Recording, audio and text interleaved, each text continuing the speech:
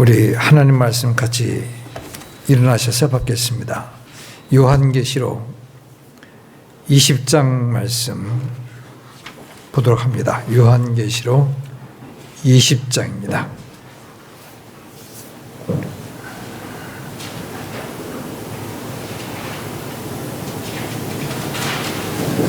(1절에서) 마지막 절까지 제가 받들어서 읽겠습니다. 또 내가 보니 한 천사가 바닥 없는 구덩이의 열쇠와 큰 사슬을 손에 들고 하늘로부터 내려와 마귀요 사탄인 그 용 곧 저 옛 뱀을 붙잡은 뒤 그를 1000년 동안 결박하여 바닥 없는 구덩이에 던져 가두고 그에게 봉인을 하여 1000년이 찰 때까지 그가 더 이상 민족들을 속이지 못하게 하였는데 그 뒤에는 그가 반드시 잠시 동안 풀려나리라. 또 내가 왕좌들을 보았는데 사람들이 그것들 위에 앉아 있고 그들에게 심판이 맡겨졌더라. 또 내가 예수님의 증언과 하나님의 말씀으로 인해 목이 베인 자들의 혼들을 보았는데 그들은 짐승과 그의 형상에게 경배하지도 아니하고 자기 이마 위에나 손안에 짐승의 표를 받지도 아니한 자들이더라. 그들이 살아서 그리스도와 함께 1000년 동안 통치하였으나 그 나머지 죽은 자들은 그 1000년이 끝날 때까지 다시 살지 못하였더라. 이것이 첫째 부활이니라. 첫째 부활에 참여할 몫을 가진 자는 복이 있고 거룩하도다. 둘째 사망이 그런 자들을 다스릴 권능을 갖지 못하고 도리어 그들이 하나님과 그리스도의 제사장이 되어 1000년 동안 그분과 함께 통치하리라. 그 1000년이 다 참에 사탄이 자기 감옥에서 풀려나고 나가서 땅의 사방에 있는 민족들 곧 곡과 마곡을 속이며 그들을 함께 모아 전쟁하게 할 터인데 그들의 수는 바다의 모래 같으니라. 그들이 땅의 넓은 곳으로 올라가 성도들의 진영과 그 사랑받는 도시를 에워싸매 불이 하늘에서 하나님으로부터 내려와 그들을 삼켰고 또 그들을 속인 마귀과 그 짐승과 거짓 대언자가 있는 불과 유황호수에 던져져서 그들이 영원 무궁토록 밤낮으로 고통을 받으리라. 또 내가 크고 흰 왕자와 그 위에 앉으신 분을 보았는데 땅과 하늘이 그분의 얼굴을 피해 물러가서 그것들의 자리가 보이지 아니하더라. 또 내가 보니 죽은 자들이 작은 자나 큰 자나 하나님 앞에 서 있는데 책들이 펼쳐져 있고 또 다른 책, 즉 생명책이 펼쳐져 있더라. 죽은 자들이 자기 행위들에 따라 그 책들에 기록된 그것들에 근거하여 심판을 받았더라. 바다가 자기 안에 있는 죽은 자들을 내주었고 사망과 지옥이 자기 안에 있는 죽은 자들을 넘겨주매 그들이 각각 자기 행위들에 따라 심판을 받았으며 사망과 지옥이 불호수에 던져졌더라. 이것이 둘째 사망이니라. 누구든지 생명책에 기록된 것으로 드러나지 않는 자는 불호수에 던져졌더라. 아멘. 죽은 자들의 부활과 관련해서는 그동안의 이모저모로 마지막 때와 관련된 말씀들을 다루는 과정에서 말씀을 드린 바 있습니다. 그래서 지나칠까 하는 생각이 있었었는데 최종적으로 종합하고 정리한다는 차원에서 한 번 더 죽은 자들의 부활을 전체적으로 다루려고 합니다. 부활에는 죽은 자들의 부활에는 두 종류가 있습니다. 본문 말씀에서 우리는 그 부활에 두 종류가 있다고 하는 사실을 확인할 수 있습니다. 5절 말씀 보시면은 첫째 부활이라는 언급이 있습니다. 첫째 부활이요. 그리고 둘째 부활이라는 말은 나와 있지 않지만은 둘째 부활이 있음을 여기서 분명하게 설명하고 있습니다. 둘째 부활이라는 용어는 여기 20장에서 나오지 않지만 첫째 부활이라는 용어는 분명히 여기 나와 있고요. 둘째 부활이라는 말은 나와 있지 않지만 분명하게 우리가 둘째 부활이 있을 것이라는 것을 확신할 수 있게끔 여기 본문에서 제시하고 있습니다. 설명을 점차적으로 말씀을 드리도록 하겠습니다. 여기 보니까 이 4절 말씀 봐주세요. 4절 말씀에 예수님께서 지상 재림하시고 난 다음에 그 다음에 천년 통치가 이루어지게 됩니다. 근데 바로 20장 앞부분에서는 어떤 내용이냐면요. 1절부터 3절 말씀에 예수님께서 지상 재림하시고 나서 마귀 사단을 결박하시고 나서 그 다음에 바닥 없는 구덩이에 천년 동안 가두게 됩니다. 결박해서 그리고 바닥 없는 구덩이에 던진다고 하는 말이 나와 있고 그 감금된 상태는 천년 동안 지속될 것이라는 것을 이야기하고 있습니다. 그 다음에 4절 말씀에 여기 보시면은 4절에 뭐라고 되어 있냐면요. 왕자들의 앉아있는 사람들의 심판을 위임받아서 심판하게 된다는 말씀이 나와 있고요.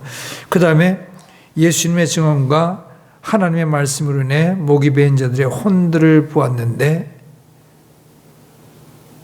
그들은 짐승과 그 형상에 경배하지도 아니하고 잠의 이에마나 손안에 짐승의 피를 받지도 아니한 자들이다. 이들이 말씀으로 인해서 믿음으로 인해서 순교당했네, 죽임을 당했는데 그들이 마지막 부분이요. 4절 살아서 그들이 죽은 자들이 산다고 하는 말이 있습니다. 그들이 살아서 그리스도와 함께 천년 동안 통치한다. 마귀 사단이 결박되어서 천년 동안 감금될 것이다 하는 말이 있고요. 그 다음에 이들이 살아서 그리스도와 함께 천년 동안 통치한다. 똑같은 천년이라는 기간이 설정되어 있습니다. 그러니까 이 첫째 부활은 언제 이루어지는 것이냐면은 천년 왕국이 시작되는 그 시점에서 이 부활이 이루어지게 될 것이라고 하는 점을 우리가 알게 됩니다. 이 첫째 부활이요. 첫째 부활은 영광스러운 부활입니다. 그리스도와 함께 통치하게 된다는 말이 본문에서는 나와 있습니다. 성경 다른 곳에서는 이 부활을 생명의 부활로서 표현하고 있습니다. 찾아보시는데요. 요한복음 5장 말씀 보겠습니다. 예수님께서 말씀하셨습니다. 부활 관련해서 요한복음 5장 28절 말씀, 29절 두 구절을 보겠습니다.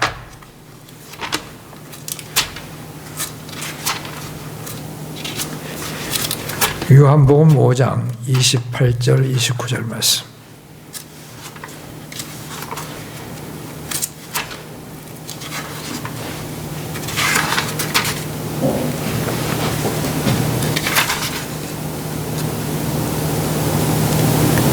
이 말에 놀라지 말라. 무덤 속에 있는 모든 자들이 그의 음성을 듣고 나올 때가 오고 있는데 선을 행한 자들은 생명의 부활로, 악을 행한 자들은 정죄의 부활로 나리라. 선을 행한 자들의 부활이 있고요, 악을 행한 자들의 부활이 있습니다. 선을 행한 자들의 부활이 있고 악을 행한 자들의 부활이 있습니다. 선을 행한 자들의 부활은 뭐로 표현되고 있냐면은 생명의 부활로 표현되고 있습니다. 악을 행한 자들의 부활이 뭐로 표현되고 있냐면은 정죄의 부활로 표현되고 있습니다. 요한계시록에서 첫째 부활로서 언급된 것이 바로 예수님께서 요한복음 5장에서 선을 행한 자들의 부활을 이야기한 것이고요. 그들은 생명의 부활, 여기서 생명은 단순하게 살아있는 것이 아니라 영원한 생명을 뜻하는 것입니다. 더 이상 부활하게 되면 더 이상 죽지 아니하게 되는 불멸의 몸으로서의 부활을 의미하는 것이 되겠습니다. 영생의 부활이요. 첫째 부활은 생명의 부활이라고 불립니다. 이 부활에 참여하는 자들은 그리스도와 함께 1000년 동안 통치하게 된다는 말씀을 우리가 오늘 요한계시록 20장에서 보게 됩니다.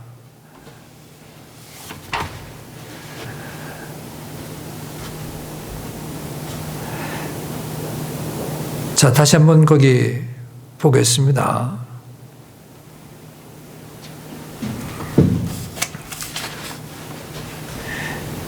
요한계시록 20장 말씀 보겠습니다.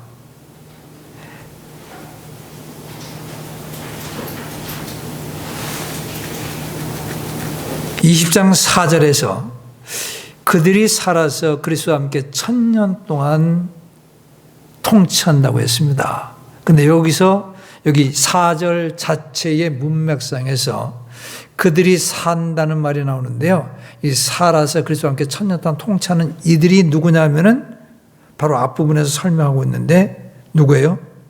짐승과 그의 형상에게 경배하지도 아니하고 그 다음에 자기 이마 위에나 손 안에 짐승의 표를 받지도 아니한 자들이에요. 짐승의 표를 언제 사람들이 받게 되고 그리고 그것을 받지 않을 수 있냐면은 그게 7년 환란기에 짐승의 표가 등장합니다. 짐승이 적그리스도를 이야기하는 것이죠. 마지막 때에 세계 독재자로서 통치하게 될 적그리스도. 이 사람은 7년 환란기가 시작돼야지 나타납니다. 그 전에는 나타나지 않아요. 그러니까 7년 환란기 전에 사는 사람들은 짐승의 표를 선택 강요 받을 그런 기회도 없었고 적그리스도를 경배하는 것에 대해서 배척할 수 있는 그런 기회도 갖지 않았습니다. 무슨 말이냐면요. 여기서 4절에서 살아서 그리스도와 함께 1000년 동안 통치한다고 해서 말해진 사람들은 누구냐면은 7년 환란기 동안에 믿음을 지키고 그럼 그 믿음 때문에 적그리스도의 육륜적 표도 받지 아니하고 그 다음에 적그리스도의 형상에 경배하지도 아니한 그런 자들. 그러므로 말미암아 적그리스도의 핍박을 받아서 어떻게 되냐면은 순교하게 된 자들을 여기 4절 말씀, 20장 4절만을 이야기하고 있어요. 20장 4절은 7년 환란기 동안에 믿음 때문에 순교한 자들의 부활을 언급한 것입니다. 그게 첫째 부활이라고 이야기한 거예요.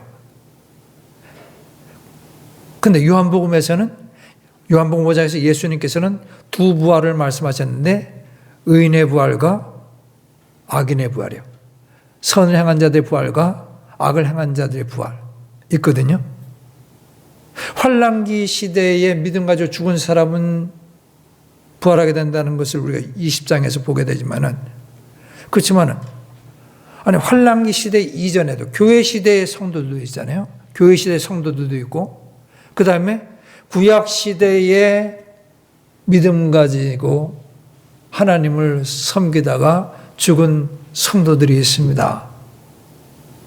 그들 역시 마찬가지로 의인의 반열에 드는 자들인데 자신들의 의 때문이 아니라 하나님의 은혜로 그들이 의로운 자로서 생활할 수 있게 된 것이죠. 아브라함의 믿음을 하나님께 의로 여기고 그리고 의롭다고 하신 것 같이 구약시대에도 그렇게 하나님에 의해서 의인으로서 받아들여진 사람들이 있습니다. 믿음 때문에. 이 사람들 다 죽었거든요. 근데 이 사람들의 죽었는데 그들의 부활이 어디에 해당되는가 하는 것을 예수님께서는 두 가지 종류의 부활을 말씀하셨어요. 생명의 부활과 그 다음에 정죄의 부활. 그런데 요한계시록 20장에서 두 가지 부활을 언급하고 있는데 첫째 부활과 둘째 부활. 첫째 부활이 의인의 부활입니다. 근데 의인의 부활인데 요한계시록 20장 4절에서는 특별히 7년 환란기 시대의 성도들의 부활을 말씀하고 있어요. 교회 시대의 성도들도 죽은 자들이 부활하게 됩니다. 구약 시대의 성도들도 죽은 자들이 부활하게 됩니다.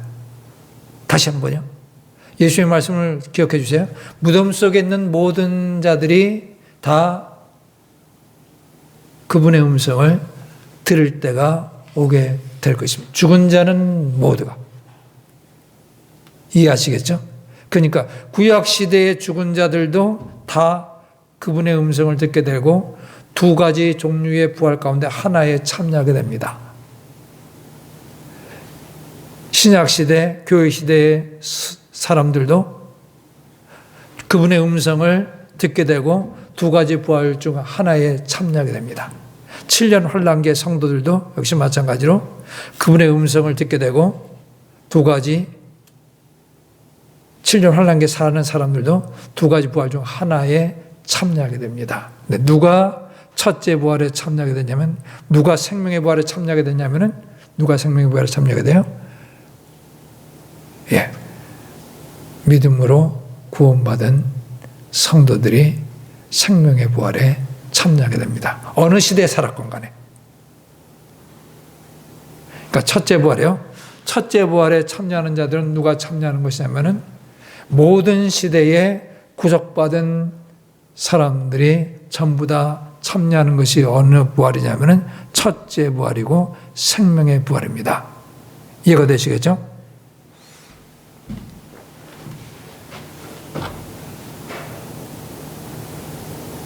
그 다음에 누가복음 20장 말씀 보겠습니다. 누가복음 20장 말씀 35절 보시죠. 누가복음 20장 35절부터 봅니다.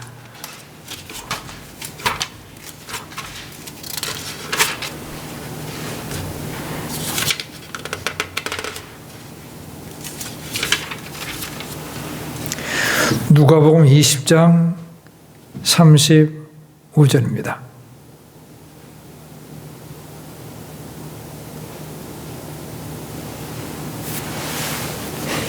예수님께서 말씀하십니다. 34절부터 보죠. 예수님께서 그들에게 대답하여 이르시되 이 세상의 자녀들은 장가도 가고 시집도 가지만 저 세상을 얻고 또 죽은 자들로부터의 부활을 얻기에 합당한 자로 여겨질 자들은 장가가지도 시집가지도 아니하며 더 이상 죽을 수도 없나니 이는 그들이 천사들과 동등하고 부활의 아이들로서 하나님의 아이들이기 때문이라. 여기 보세요. 죽은 자들로부터의 부활을 얻기에 합당한 자로 여겨지는 자들은 더 이상 죽을 수도 없다. 그리고 이들은 죽은 자들로부터의 부활을 얻기에 합당한 자인 이들은 누구로 불리냐면 36절에 부활의 아이들, 부활의 자녀들, 하나님의 아이들, 하나님의 자녀들이다 하고서 말하고 있어요. 첫째 부활에 참여하는 자들이 누구냐면은 부활의 자녀라고 불리고요. 그리고 하나님의 자녀라고 불립니다. 이게 아이라는 단어로서 번역됐는데, 예.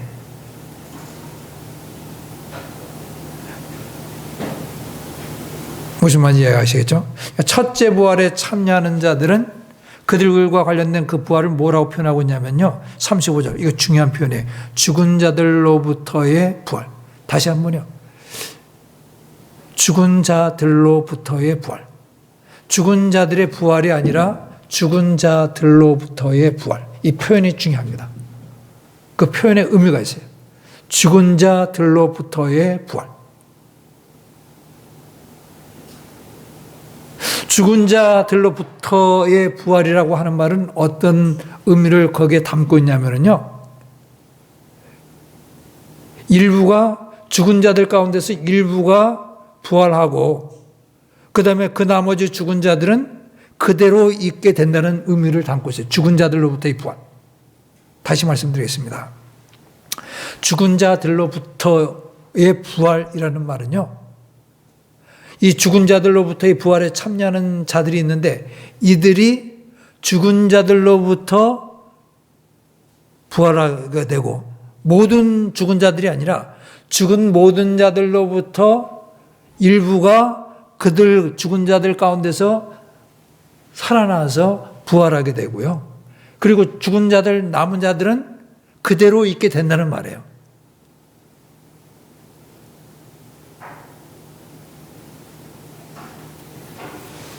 의미를 이해하시겠죠? 무슨 뜻인지?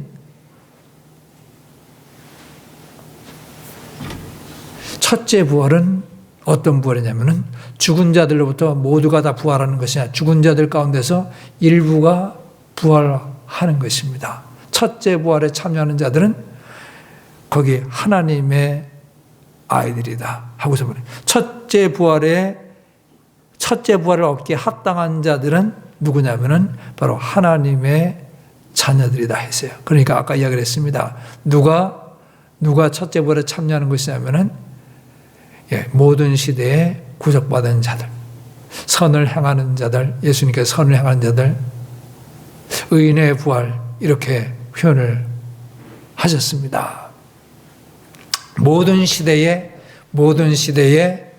구속받아 하나님의 백성, 하나님의 자녀로 불리는 자들이 첫째 부활에 참여하게 되고요. 자, 이 부활로 말미암아 죽은 자들 가운데서 일부가 살아나게 되고 불멸의 몸을 입게 됩니다. 제가 왜 이 부분을 강조하냐면요. 첫째 부활과 둘째 부활 사이에 차이가 있습니다. 그 차이가 가장 큰 차이가 뭐냐면은 구속받은 자들이 먼저 부활하게 된다고 하는 사실이요. 그리고 그렇지 않은 사람들은 그들 역시 마찬가지로 주님의 음성을 듣고서 부활하게 되지만은 그러나 나중에 부활하게 된다는 사실을 우리가 알아야 됩니다. 그게 오늘 본문에서도 드러나게 되어 있는데요. 요한계시 20장 말씀 봐주세요. 환란기 성도들이 의인의 부활 가운데서 환란기의 성도들이 살아서 그리스도와 함께 천년 동안 통치한다는 것을 말하고 있습니다. 그 다음 5절 말씀. 그 나머지 죽은 자들은 천년이 끝날 때까지 다시 살지 못하더라. 첫째 부활과 둘째 부활 사이에 거의 시간적인 격차가 있는데 얼마나 있어요? 그 기간이 1000년이 있다고 말씀하고 있습니다. 첫째 부활과 둘째 부활 사이에 큰 기간이 있는데 그 기간이 얼마나 돼요? 1000년이라는 기간이 그 사이에 껴 있습니다. 아까 얘기했죠? 첫째 부활에 참여하는 자들은 죽은 자들로부터의 부활. 이 표현이 중요합니다. 죽은 자들로부터의 부활. 죽은 자들의 부활을 말하는 것이 아니라 죽은 자들로부터의 부활. 이 표현이 중요한데 좀 찾아보시죠. 또 한 구절 말씀 보세요. 사도행전 4장 2절 말씀 봐주세요. 사도행전 4장 2절 말씀.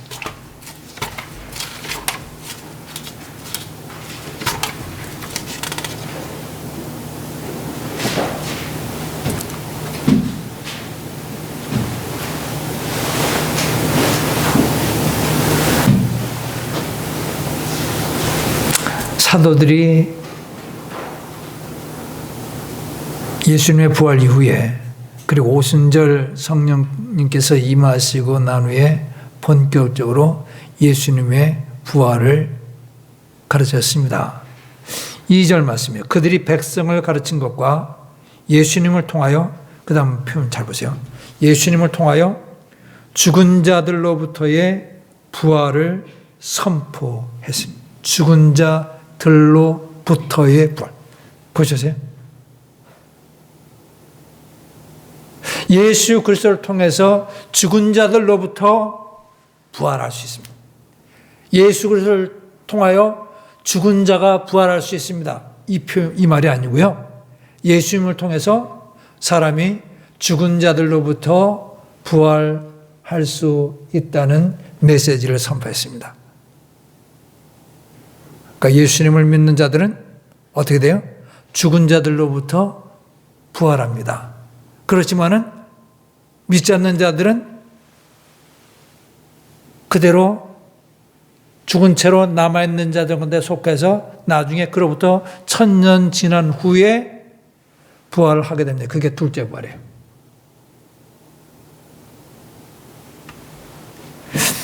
첫째 부활에 대해서 좀 더 확인을 하겠습니다. 첫째 부활은 히브리서 11장 35절 말씀 봐주세요. 또 다른 표현이 있는데 히브리서 11장 35절 말씀.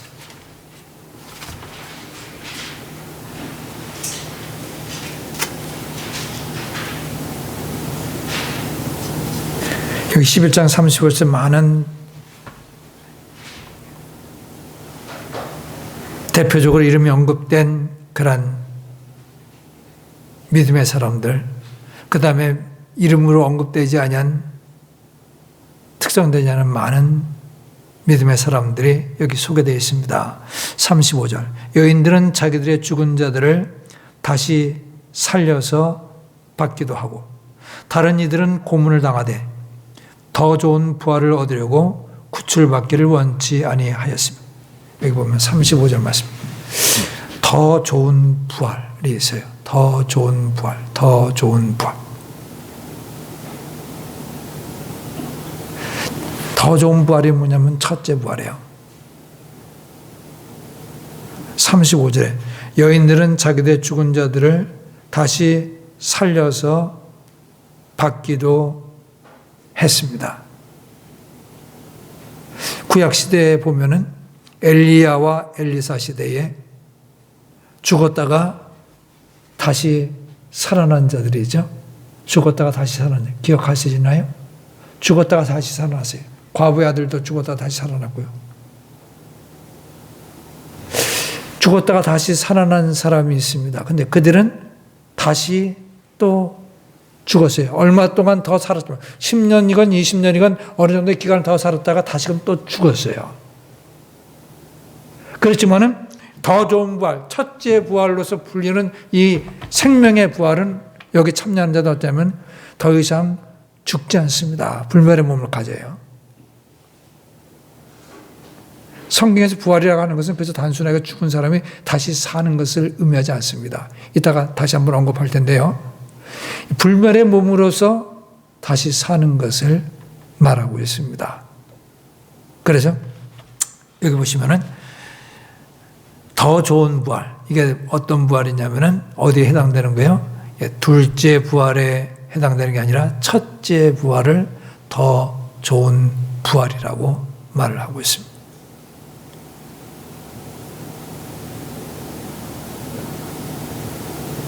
예수님께서도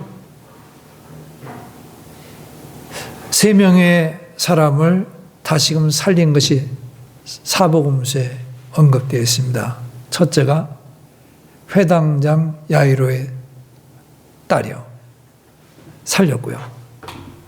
두 번째가 나인이라는 도시에 사는 과부의 외아들을 다시 살리셨습니다. 그 다음에 셋째가 나사로를 다시금 살리셨어요. 아까도 말씀드렸습니다. 이들이 다시 살아나세요. 소생이라는 말로서 표현하기도 뭐하고 회상이라는 말로 쓸 수 있지 않을까 했는데 국어사전을 제가 찾아보니까 소생과 회생이 같은 의미인데요. 어떻게 정의되어 있냐면은 죽을 수 있을 만한 그러한 상황에서 다시금 회생하는 것을 다시금 회복되는 것을 회생, 소생이라는 말로서 사용합니다. 죽을 뻔한 상황에서 다시 회복되는 것. 회복된다는 말을 써요. 회복된다는 말. 그런 의미에서 부활과 또 여기 죽었다가 다시금 살아난 것과는 같은 표현이 될 수 없는 것이죠. 그래서 다시 살아났다는 말, 우리가 그걸 생각합니다. 그렇지만 부활과 또 일반적으로 다시 살아나는 건 그것과도 우리가 구분해야 되는데, 불멸의 몸으로 다시금 사는 것을 성경에서 마지막 때 신자들의 부활로서 그렇게 설명하고 있음을 우리가 알 수 있어야 하겠습니다. 누가복음 14장 13절 말씀 보겠습니다. 누가복음 14장 13절 14절 말씀.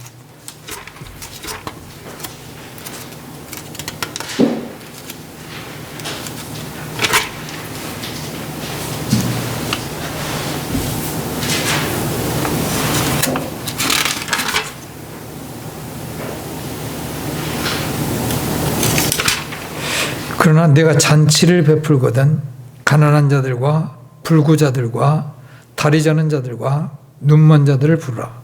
그러면 그들이 내게 보답할 수 없으므로 내게 복이 있으리니 의인들이 부활할 때에 내가 보답을 받아. 여기도 의인들이 부활할 때 주님께서 의인들의 부활을 언급하셨습니다.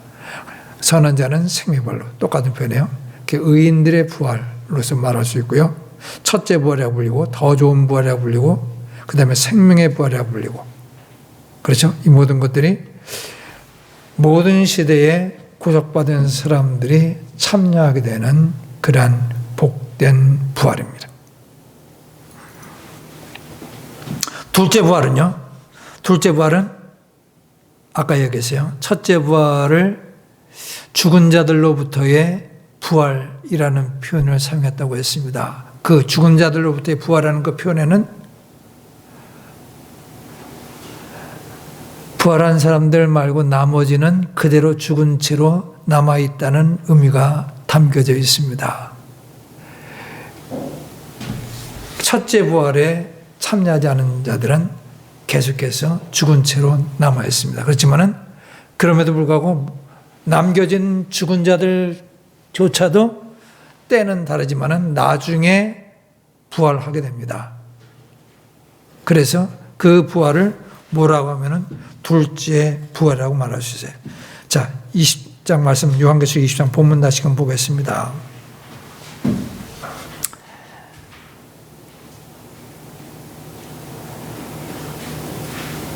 4절 말씀 끝부분 보세요.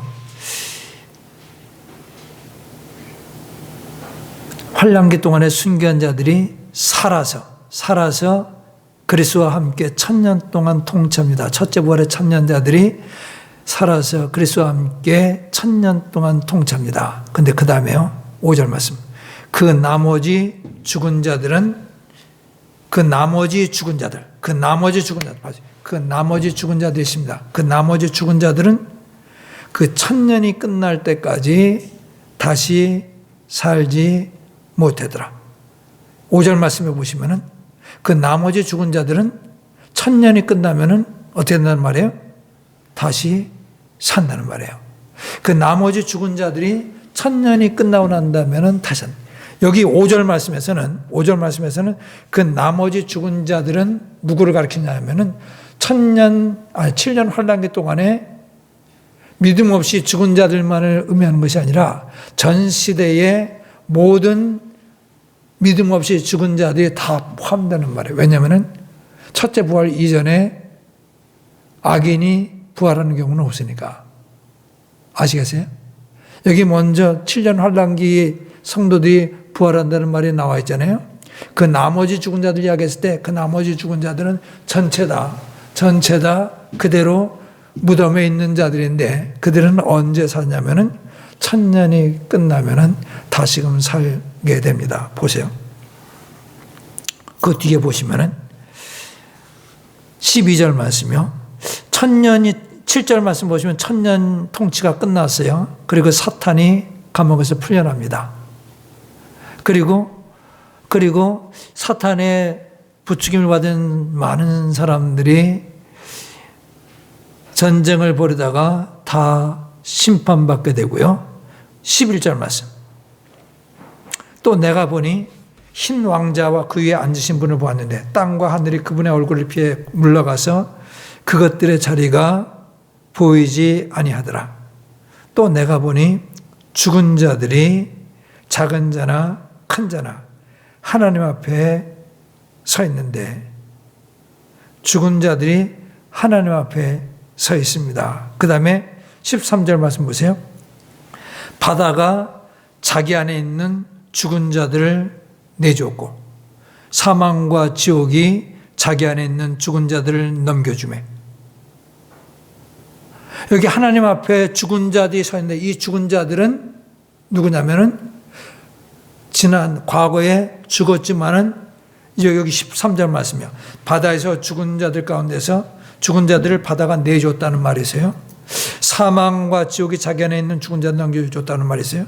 그러니까 사망에 사로잡힌 자들, 지옥에 사로잡힌 자들이 거기서 나왔다는 말은 이들이 살게 됐다는 말이죠.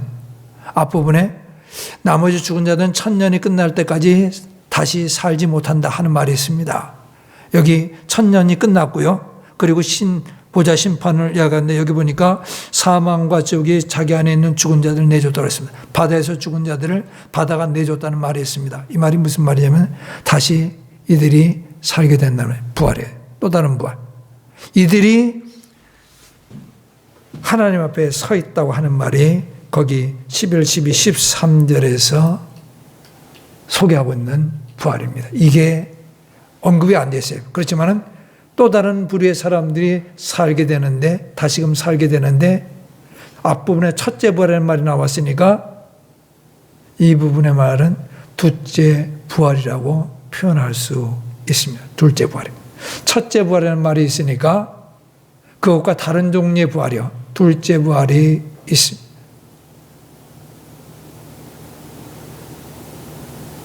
그냥 의인의 부활로서 끝이면 괜찮을 수 있는데 그걸 굳이 첫째 부활이라고 말했으니까 첫째 다음에 또 다른 부활이 있을 것이다. 그 부활을 우리가 둘째 부활이라고 한다면요. 여기 해당되는 것이죠. 누가 여기 해당되냐면은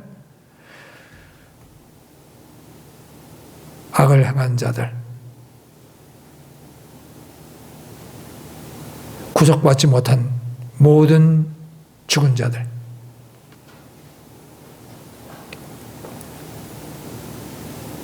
이해하시겠죠? 악인의 부활이 있습니다. 여기요. 요한복음 29장 아까 읽은 말씀에서는 예수님께서 선을 행한 자는 생명의 부활로, 악을 행한 자들은 정죄의 부활로 나오리라. 이 둘째 부활을 정죄의 부활이라고 말하고 있습니다. 이 정죄의 부활이요. 이 정죄의 부활은 여기 요한계시록 20장 13절, 14절 말씀 보니까 뭐냐면은 이들이 부활하게 된 것은 뭐냐면은 정죄받고 심판받아서 불과 유황으로 불타는 호수에 던져지기 위해서 부활하는 거예요. 이 사람들이 심판을 받아가지고 13절 말씀이요. 사망과 지옥이 불호수에 던져졌더라. 이것이 둘째 사망이니라. 누구든지 생명체 기록된 것을 드러나지 않은 자는 부활하여서 불호수에 던져지게 됩니다. 부활합니다. 이 마찬가지 이것도 부활이에요.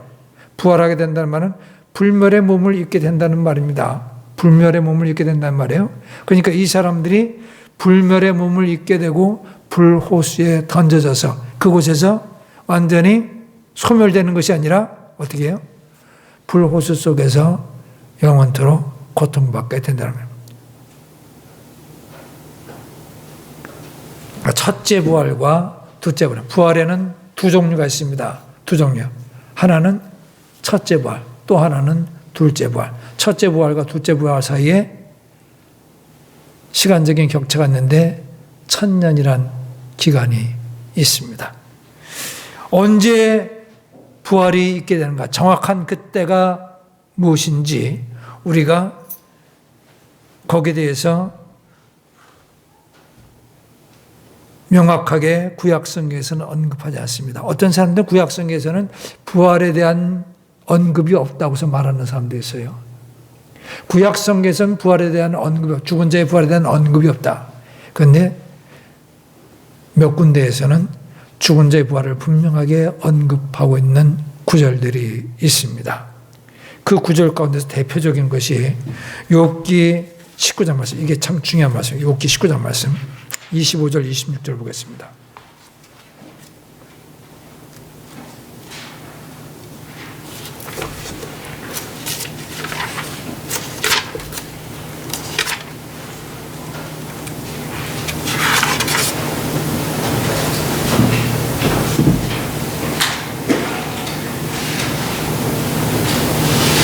욥기 19장 25절 26절 말씀.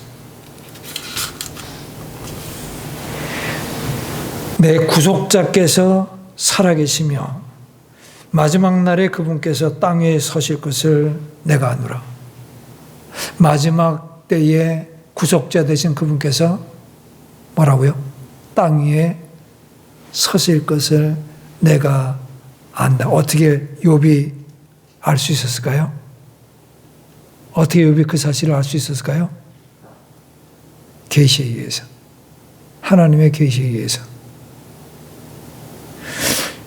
26절. 내 살갗이 없어진 뒤 벌레들이 이 몸을 멸할지라도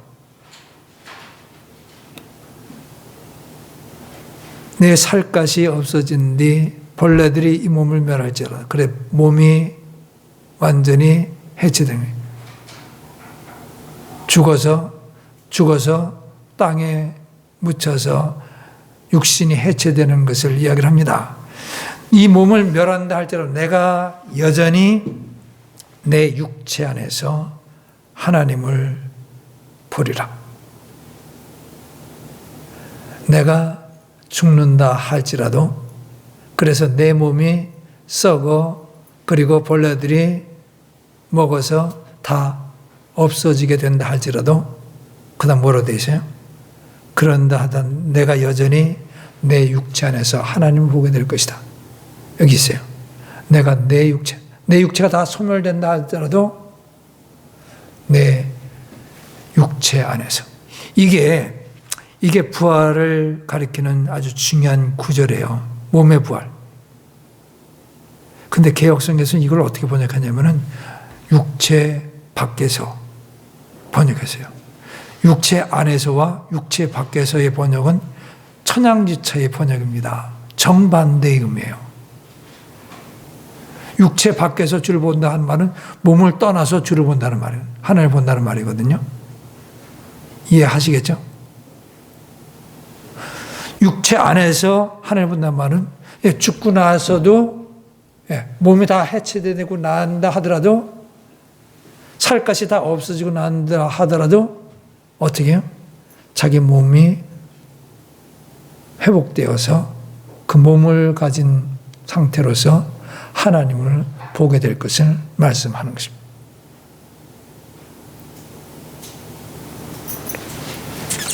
이게 25절 말씀과 26절, 부활을 이야기하는 26절과 25절 말씀이 연관되어 있어요. 같이 붙어 있어요. 내 구속자가 살아계시다.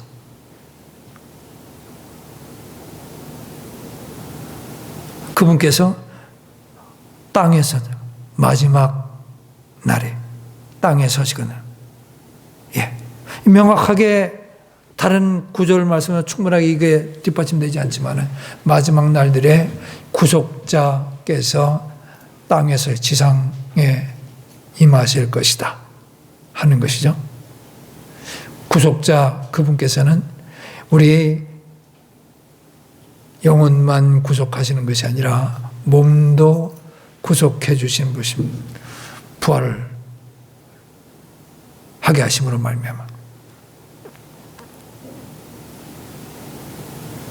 내 육체 안에서 내가 그분께서 나를 일으켜 주실 때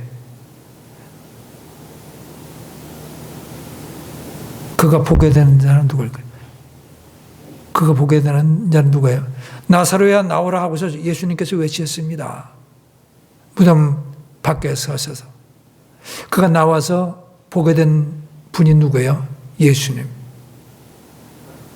내가 내 육체 안에서 하나님을 보리라. 여기 구속자가 하나님으로서, 내 구속자가 살아계신데 나를 죽음에서 구속해 주신 그 구속자를 보는데 그분이 하나님으로서 이렇게 언급되는 거예요. 이거 중요한 구절입니다. 그 외에도 시편 16편 10절, 49편 15절 주보에 제가 해놨어요. 시간 관계상 읽지 않겠습니다. 호세아서 6장 1절 2절 말씀, 그리고 이사야서 26장 19절 말씀, 다니엘서 12장 2절 말씀, 이 구절들은 죽은 자의 몸의 부활을 언급하는 중요한 구절들입니다. 많지는 않지만은 명백하게 구약에서도 죽은 자의 부활을 언급하고 있습니다. 아까 예수님께서 무덤 속에 있는 자가 다 그분의 음성을 들을 때가 오게 될 것이라고 말씀하셨습니다. 그리고 선을 행하는 자, 악을 행하는 자 각각 이야기했거든요. 요한복음 말씀만 따로 떼어서 놓고 보면은 죽은 자의 부활과 의인의 부활과 악인의 부활이 한때 동시에 일어나는 것으로 생각할 수 있습니다. 무덤 속에 있는 자가 다 그분의 음성을 들을 때가 오게 될 것이다. 거기 요한복음만이 기록되어 있다면 죽은 자의 부활은 선인이건 악인이건 구속받은 자건 구속받지 못한 자건 다 똑같이 한때에 일어나는 것이다. 이렇게 생각할 수 있어요. 다니엘서 12장 말씀 보겠습니다. 다니엘서 12장 말씀. 우리 이 부분 말씀도 벌써 여러 차례 봤어요. 다니엘서 12장 말씀.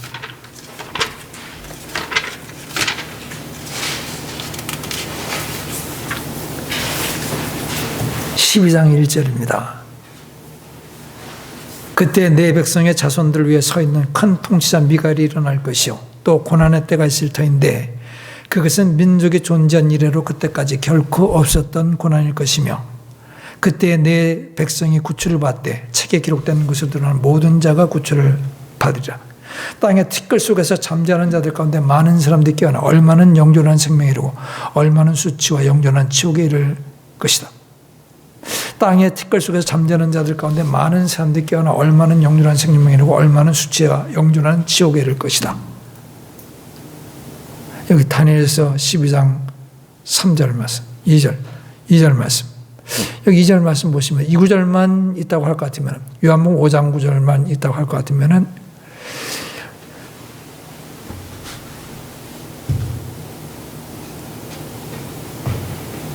생명의 부활과 정죄의 부활이 동시에 같은 때 일어나는 것으로 생각할 수 있습니다. 그렇지만 우리가 오늘 본문 말씀 보시면은 요한계시록 20장에서는 그 첫째 부활과 둘째 부활 사이에 2000년이라는 죄송합니다. 1000년이라는 그 시간적인 격차가 있다고 하는 사실을 우리가 깨닫게 됩니다. 하나님의 말씀이 처음에 완전한 형태로 모든 것 다 주어진 것이 아니라 부분적으로 계속해서 보완되면서 완전한 계시가 신약을 통해서 구약의 계시가 신약의 계시로 완성된 것 같지요. 신약에서도 마지막에 기록된 그 계시를 통해서 모든 것이 다 완전하게 됐습니다. 근데 그 마지막 계시인 요한계시록에서 첫째 부활과 둘째 부활 사이에 1000년이라는 시간이 있다고 하는 것을 명백하게 밝히고 있습니다. 이해가 되시죠? 그래서 첫째 부활과 둘째 부활, 부활의 두 종류가 있습니다. 첫째 부활은 생명의 부활이고요. 그 다음에 더 좋은 부활이라고도 불리고 그 다음에 또 한 가지 죽은 자들로부터의 부활이라는 표현을 써서 둘째 부활보다도 먼저 일어나는 것임을 명확하게 나타내 주고 있습니다. 마지막으로 한 군데 더 중요한 말씀이 있는데 고린도서 12장 말씀 보겠습니다. 15장 말씀 봅니다. 고린도서 15장 빨리 정리하겠습니다.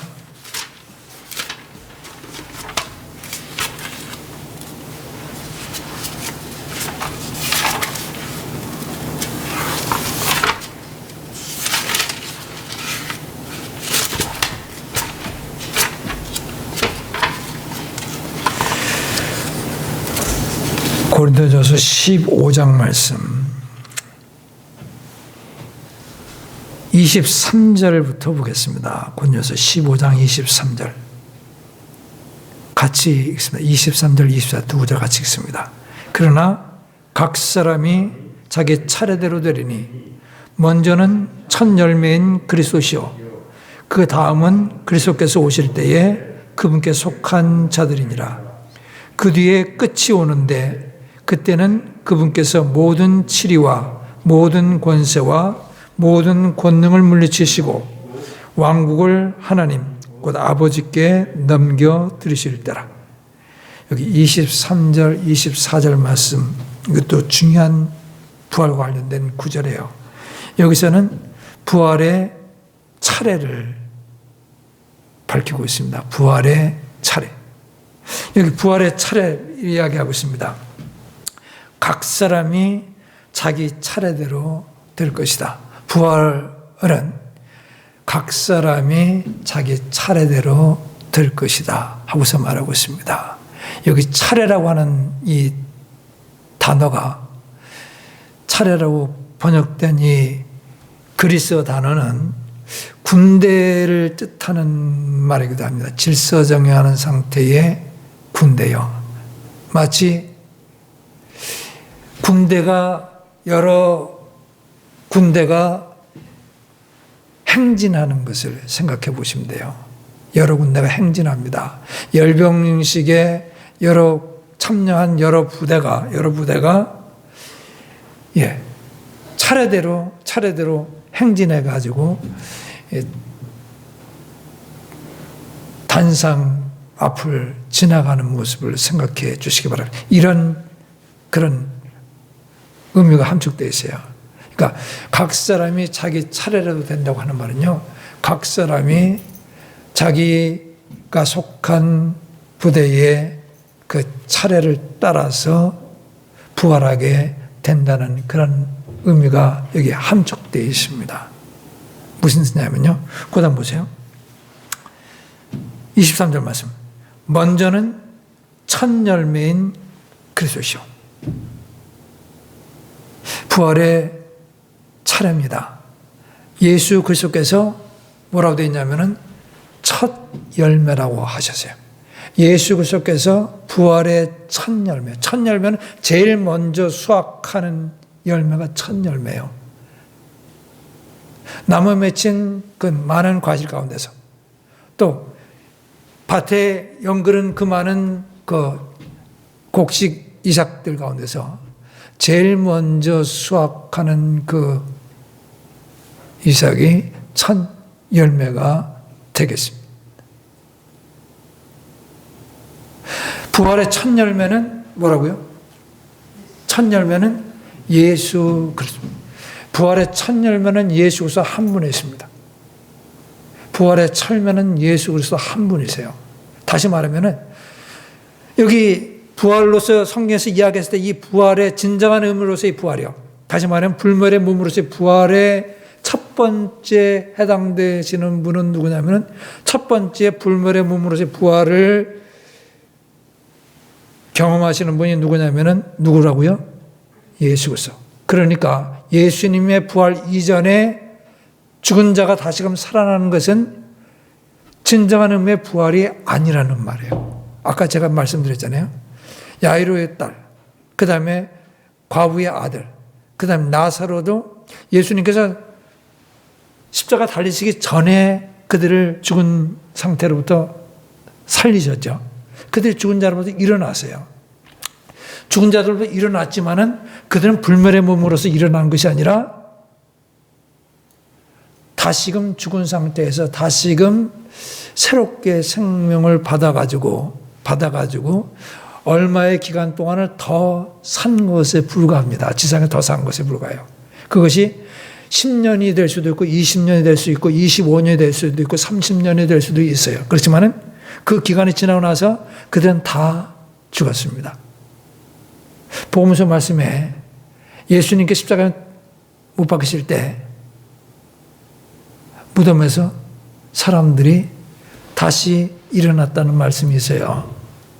그들 역시 마찬가지로 숫자가 얼마 되는지 모르지만은 그들 역시 예수님께 십자가에 못 박히신 그때에 그들이 다시금 살아났지만은 그들 역시 불멸의 몸으로 살아난 것이 아니라 어떻게 해요?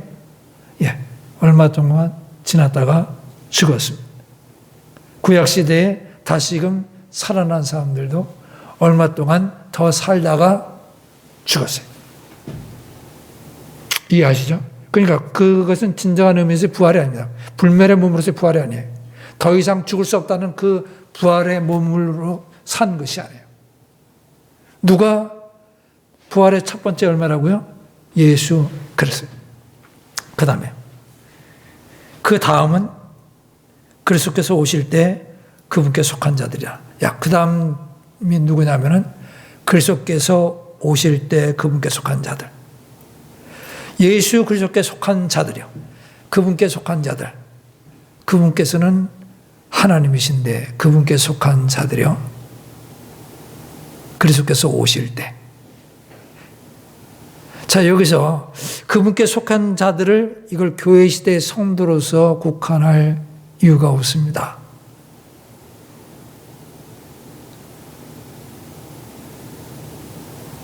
우리가 이미 살펴봤습니다. 이미 살펴봤는데 예수님께서는 두 단계를 걸쳐서 오시죠. 첫 번째가 공중 재림이고 그 다음에 두 번째가 지상 재림이요. 공중 재림과 지상 재림 사이에 기간이 얼마나 지났다고요? 7년이요. 예수님께서 공중에 임하실 때 그때에 부활이 일어납니다. 그때 부활에 참여하는 자들은 누구냐면은 교회 시대의 성도들, 죽은 자들의 성도들의 부활이 그때 있어요. 이해하시겠어요? 그러니까 그들도 교회 시대의 성도들도 여기 첫 열매 다음에 그 다음에 해당되는 순서로 이열로서 나타나는 자들이 바로 교회 시대의 성도들도 이 안에 포함되고 그 다음에 7년 후에 아까 우리가 요한계시록 20장에서 보지만 거기서 부활한 자들은 누구였냐면은 7년 환란기 때 죽은 성도들의 부활이요. 그 시점이 언제예요? 예수님께서 지상 재림하시고 나서 사단을 결박시키시고 그 다음에 곧바로 그들이 부활하게 됩니다. 천년왕국 시작 때. 이해가 되셨죠? 근데 7년 환란기 때 성도들만 그때 부활하는 것이 아니라 다니엘서 12장 말씀 보시면은 아까 우리가 봤어요. 다니엘서 12장 얼마는 죽은 자들 가운데서 얼마는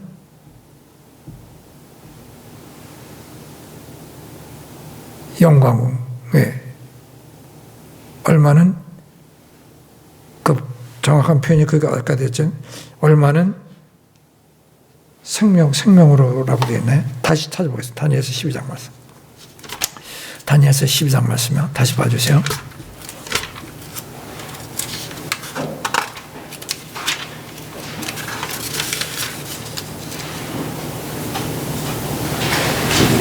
이 절 말씀.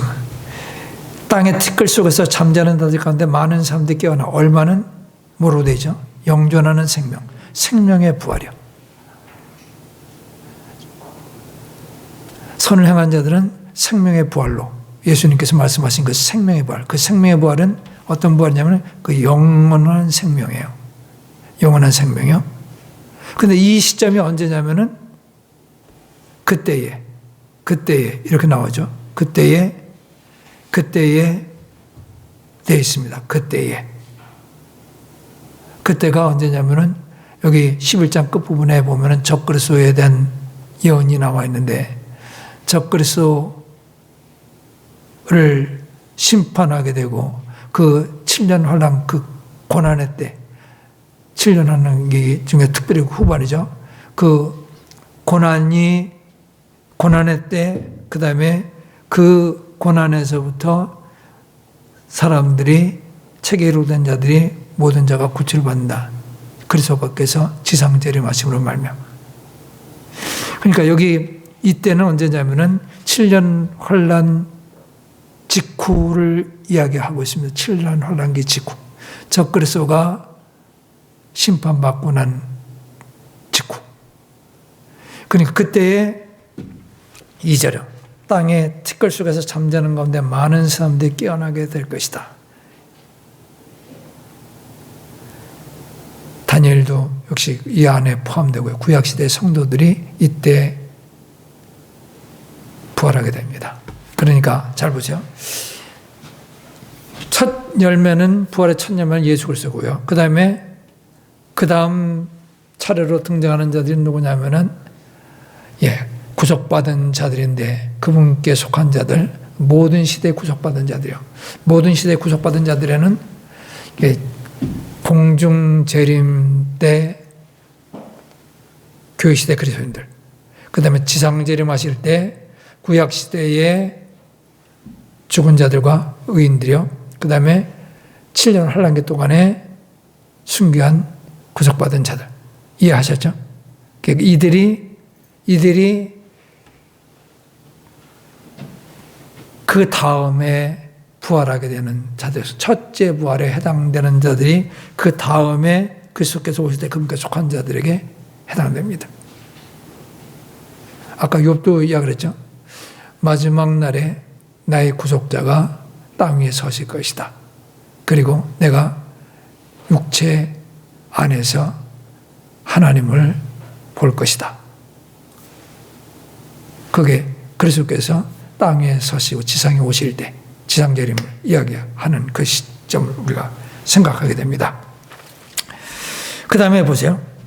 자, 첫 열매, 최초로 그리스도께서 부활하시고, 그 다음에 그리스도께 오실 때 그분께 속한 자들의 부활이 있습니다. 의인들의 부활이 있습니다. 그 다음에 24절, 그 뒤에 끝이 오는데, 그때는 그분께서 모든 치료와 모든 권세와 권능을 물리치시고 왕국을 하나님 곧 아버지께 넘겨드리실 때라. 왕국을 1000년 동안 통치하시고 난 다음에 하나님께 넘겨드리십니다. 1000년 통치 후에. 그러니까 여기 보시면은 그 뒤에 끝이 오는데, 그 뒤에 끝이 오는데 그때가 언제, 끝이 오는 그때가 언제냐면은 1000년 통치 직후예요. 그때에 끝이 온다 하는 말이에요. 첫 열매인 그리스도가 있습니다. 여기 순서, 각 사람이 차례대로 부활하게 될 것이다. 차례대로. 제일 먼저 그리스도의 부활이 있을 것이다. 그 다음에 그분께서 오실 때 그리스도께 속한 자들의 부활이 있을 것이다. 그리고 끝으로 천년왕국 직후에 마지막 부활이 있을 것이다. 이런 의미로 여기 24절 말씀, 그 뒤에 끝이 오리라 하는 말씀을 우리가 이해할 수 있습니다. 그렇다면 24절, 그 뒤에 끝이 온다고 하는 말은요, 마지막 부활, 둘째 부활을 가리키는 것으로였어요. 둘째 부활을 가리키는 것으로서 모든 불신자들의 부활이 이때 있게 될 것을 말하고 있습니다. 자, 그러니까 예수님께서 부활하신 게 지금으로부터 2000년 전이잖아요. 그리고 아직까지 첫째 부활이 언제 이루어지게 될는지 알 수 없습니다. 기간이 얼마나 지났어요? 2000년이 지났어요. 2000년이 지났습니다. 첫 번째 부활, 예수님께서 부활하신 지 2000년이 지났어요. 그 다음에 어떤 부활이 있냐면은 그리스도께 속한 자들의 부활이 있습니다. 예수님의 부활과 그리스도께 속한 자들의 부활 사이에 상당한 기간이 있었어요. 그러니까 그리스도께 속한 자들의 부활과 그 다음에 마지막에 있을 부활 사이에도 상당한 기간이 있을 것이다. 우리가 그 점을 생각한다면은 짐작할 수 있겠죠. 그 기간이 요한계시록 20장에서 얼마 동안의 기간이냐면은, 얼마 동안의 기간이요? 1000년이라는 기간이 있습니다. 이해가 되시겠죠? 그리스도의 부활, 그 다음에 구속받은 자들의 부활, 그 다음에 불신자들의 부활. 이게 큰 틀에서 우리가 부활을 다뤘습니다. 그래서 진정한 의미의 부활은 불멸의 몸으로의 부활이에요. 그러니까 다시금 살아나지만은 또다시 죽게 되는 그것은 부활이라고 말할 수 없습니다. 저희들은 이 더 좋은 부활에 참여할 수 있는 복을 약속받은 자들입니다. 기도하겠습니다.